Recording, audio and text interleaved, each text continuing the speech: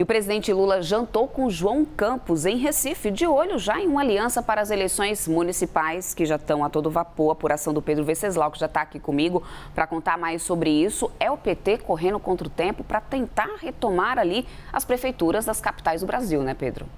E o PT, como eu disse anteriormente, está com uma estratégia pragmática. Então, abriu mão de lançar candidatura própria em Recife, apesar de ter alguns nomes supostamente competitivos, porque avaliou que o João Campos, atual prefeito, é o franco favorito para ser reeleito.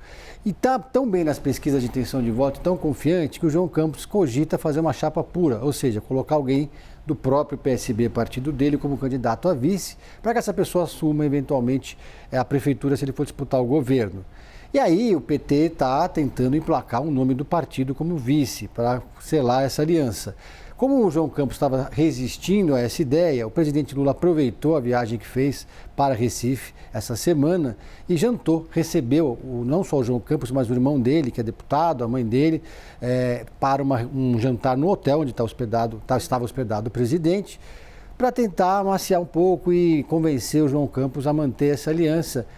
Com o argumento de que se o PT tiver a candidatura a vice, pode ser que o presidente se empenhe mais em participar da campanha em Recife, passe por lá e dê uma força para o prefeito. Eles lembraram, claro, da relação que o presidente Lula tinha com o pai do João Campos, Eduardo Campos. Então ali foi um jantar para estreitar laço, já olhando para a campanha.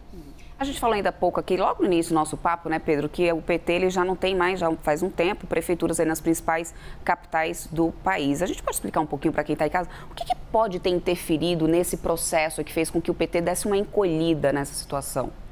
O PT estava numa situação bastante complicada politicamente falando, desde a prisão do Lula.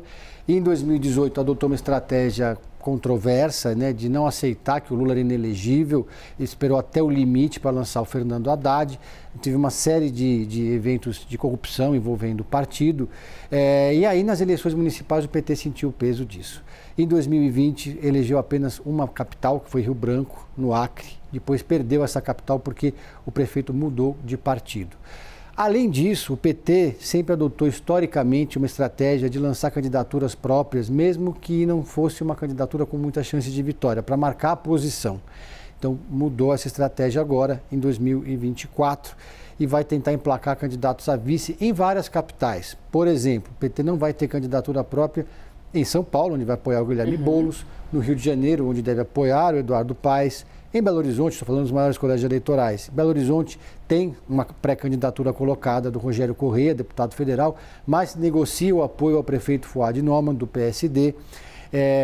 Salvador, o PT também abriu mão de ter candidatura própria para apoiar o vice-governador. O governador é do PT, mesmo assim eles não vão lançar candidato próprio. Então aí você vê que o partido vai só nas cidades onde tem mais chances concretas de vitória. O PT deve ter uma candidatura, por exemplo, em Porto Alegre, Teresina, João Pessoa, são lugares onde o PT vislumbra de fato uma vitória.